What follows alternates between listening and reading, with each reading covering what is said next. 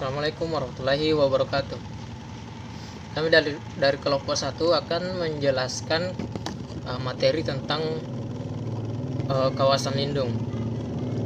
Nah, untuk kawasan lindung sendiri merupakan kawasan yang ditetapkan dengan fungsi umum untuk melindungi kelestarian lingkungan hidup, di mana mencakup sumber daya alam, sumber daya buatan, dan nilai sejarah serta budaya bangsa guna kepentingan pembangunan yang berkelanjutan. Nah, untuk pengelolaan kawasan lindung ini adalah penetapan, pelestarian, dan pengendalian kawasan lindung. Kemudian untuk tujuan dari kawasan lindung ini yaitu untuk mencegah timbulnya kerusakan fungsi pada lingkungan hidup. Kemudian salah satu contoh kawasan lindung yaitu kawasan hutan lindung. Nah, kawasan hutan yang memiliki sifat khas yang mampu memberikan perlindungan kepada kawasan sekitarnya maupun kawasan yang bawahannya, dia berfungsi sebagai pengatur tata air, pencegah banjir dan erosi serta memelihara kesuburan tanah. Kemudian fungsi dari kawasan hutan lindung ini untuk mencegah terjadinya banjir, kemudian erosi, sedimentasi, dan menjaga fungsi hidrologis pada tanah, dan juga untuk menjamin ketersediaan unsur hara pada tanah ataupun ketersediaan air pada tanah. Assalamualaikum warahmatullahi wabarakatuh. Perkenalkan, nama saya Husnaini dari kelas Biologi A. Di sini saya akan melanjutkan penjelasan dari teman saya, di mana saya akan menjelaskan 3 bagian, yaitu kawasan bergambut, kawasan resapan air, dan sepadan pantai. Langsung saja, yang pertama yaitu kawasan bergambut. Kawasan bergambut ini merupakan kawasan unsur pembentuk tanahnya sebagian besar berupa sisa-sisa bahan organik yang tertimbun dalam waktu yang sama. Kawasan bergambut ini memiliki kriteria di mana tanahnya bergambut dengan ketebalan 3 meter atau lebih yang terdapat di bagian hulu sungai dan rawa. Kemudian kawasan bergambut ini berfungsi untuk mengendalikan hidrologi wilayah yang berfungsi untuk penambat air dan pencegah banjir, serta melindungi ekosistem yang khas pada wilayah tersebut.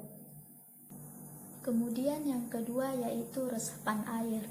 Resapan air adalah kawasan yang mempunyai kemampuan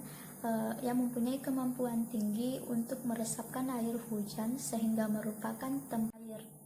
Kemudian kawasan resapan air ini memiliki kriteria yaitu curah hujan yang tinggi dengan struktur tanah yang mudah meresapkan air dan bentuk geomorfologi yang mampu meresapkan air secara besar-besaran. Kemudian kawasan resapan air ini berfungsi untuk memberikan ruang yang cukup bagi persiapan air hujan pada daerah tertentu, di mana berfungsi untuk keperluan penyediaan kebutuhan air pada tanah dan penanggulangannya, baik untuk kawasan bawahannya maupun kawasan yang bersangkutan. Kemudian yang ketiga yaitu sepadan pantai.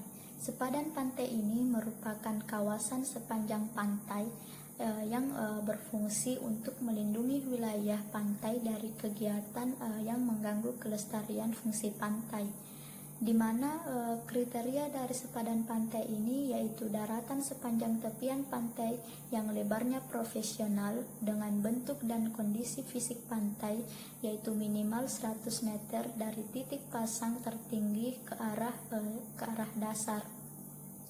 Sekian dari saya. Wassalamualaikum warahmatullahi wabarakatuh. Baik, saya Aidin Imran.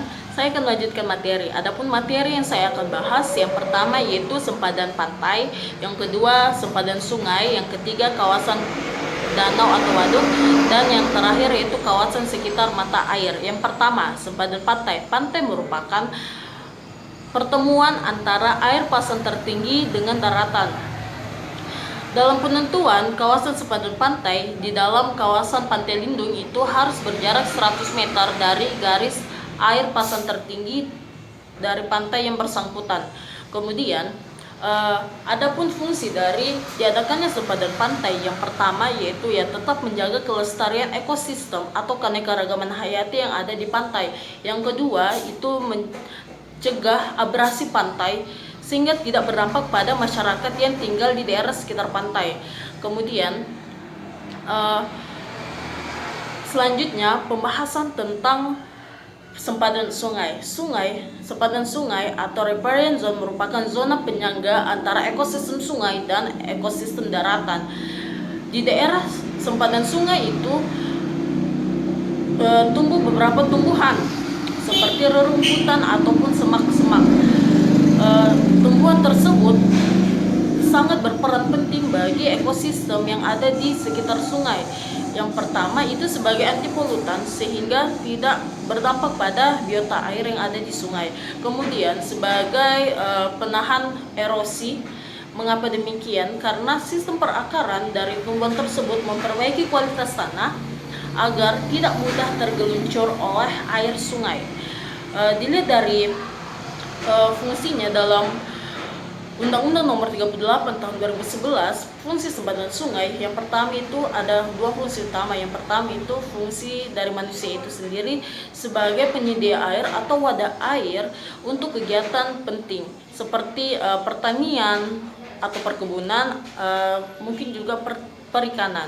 Kemudian dalam penentuan sempadan pantai dan sempadan sungai itu harus memperhatikan beberapa aspek.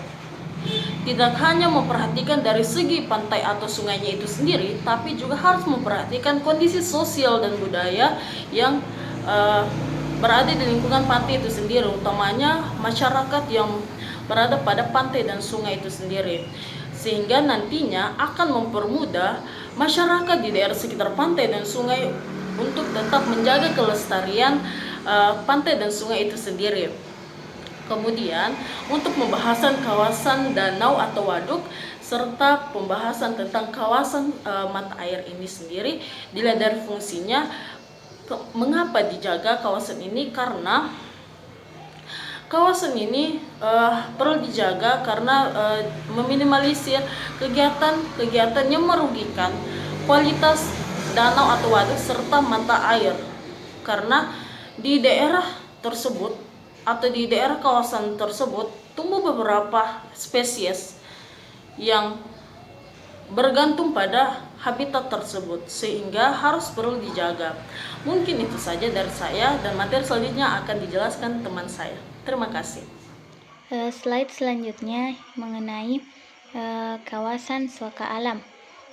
Adapun kawasan-kawasan suaka alam yakni yang pertama kawasan pantai hutan bakau, di mana kawasan pesisir pantai merupakan habitat alami dari hutan bakau atau mangrove yang memiliki fungsi yaitu untuk memberikan perlindungan kepada peri kehidupan pantai dan lautan. Selanjutnya yaitu kawasan suaka alam laut dan perairan lainnya, di mana kawasan ini merupakan kawasan yang memiliki ekosistem khas, baik lautan maupun perairan lainnya, yang merupakan habitat alami yang memberikan tempat dan perlindungan bagi perkembangan keanekaragaman tumbuhan. Selanjutnya yaitu Taman Nasional, di mana Taman Nasional ini merupakan kawasan pelestarian alam yang dikelola dengan sistem zonasi, di mana dimanfaatkan untuk tujuan ilmu pengetahuan alam, pariwisata, dan rekreasi. Kemudian yang selanjutnya yaitu Taman Hutan Raya, di mana Taman Hutan Raya ini merupakan kawasan pelestarian yang dimanfaatkan untuk koleksi tumbuhan dan atau satwa alami maupun buatan, jenis asli maupun bukan asli, pengembangan ilmu pengetahuan, pendidikan dan latihan, budaya, pariwisata dan rekreasi. Selanjutnya yaitu kawasan wisata alam, di mana kawasan wisata alam ini merupakan kawasan pelestarian di darat dan di laut yang dimanfaatkan untuk pariwisata dan rekreasi alam. Kemudian yang selanjutnya yaitu kawasan cagar budaya dan ilmu pengetahuan, di mana kawasan ini merupakan lokasi bangunan hasil budaya manusia yang bernilai tinggi dan geologi dan bentukan geologi yang khas. Yang selanjutnya yaitu kawasan rawan bencana, di mana kawasan ini merupakan kawasan yang sering atau berpotensi tinggi mengalami bencana alam. Slide selanjutnya tentang cagar alam. Cagar alam merupakan kawasan suaka alam yang terbentuk secara alamiah, di mana kawasan ini memiliki ciri khas atau keunikan baik itu pada tumbuhan, satwa maupun ekosistemnya. Yang demikian itu perlu diberi perlindungan agar perkembangannya dapat terjadi secara alamiah. Slide selanjutnya tentang Suaka Margasatwa. Suaka Margasatwa merupakan kawasan suaka alam yang memiliki keanekaragaman jenis satwa yang memiliki ciri khas atau keunikan, di mana demi kelangsungan hidupnya dapat dilakukan pembinaan pada habitatnya. Slide selanjutnya tentang kawasan perlindungan plasma nutfah. Areal yang ditunjuk sebagai plasma nutfah ini merupakan areal yang belum ada pada kawasan konservasi lainnya. Kawasan ini ditunjuk sebagai kawasan untuk tempat pemindahan satwa, di mana tempat ini akan menjadi habitat baru bagi satwa. Slide selanjutnya kita akan membahas mengenai klasifikasi dan nilai skor faktor intensitas tanah. Seperti pada gambar, faktor ini dibagi menjadi 5 kelas dan digolongkan lagi menjadi jenis tanahnya. Setelah itu maka dimasukkan ke dalam klasifikasi dan diberikan nilai skor.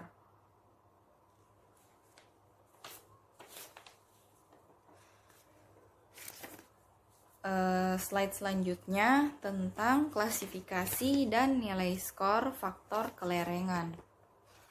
Sama seperti yang tadi,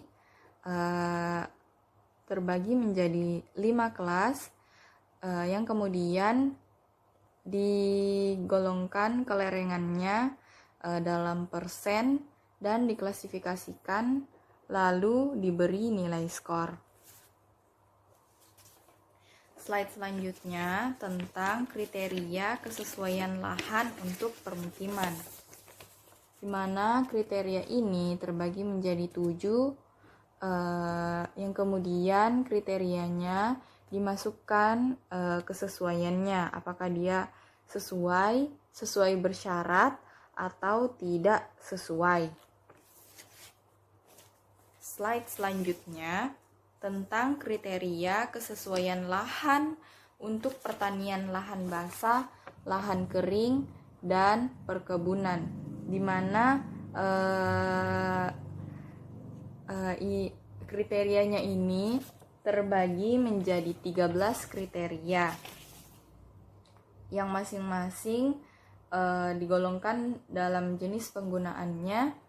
Yang tadi yaitu penggunaan pada lahan basah, lahan kering, dan perkebunan, dan digolongkan kesesuaiannya, apakah dia sesuai bersyarat atau tidak sesuai.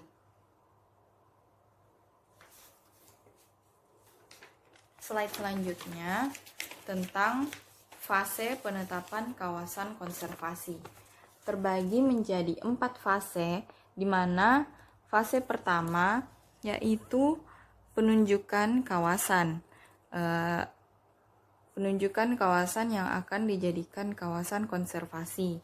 Yang kedua, penetapan batas kawasan. Yang ketiga, pemetaan kawasan. Dan yang keempat, penetapan kawasan.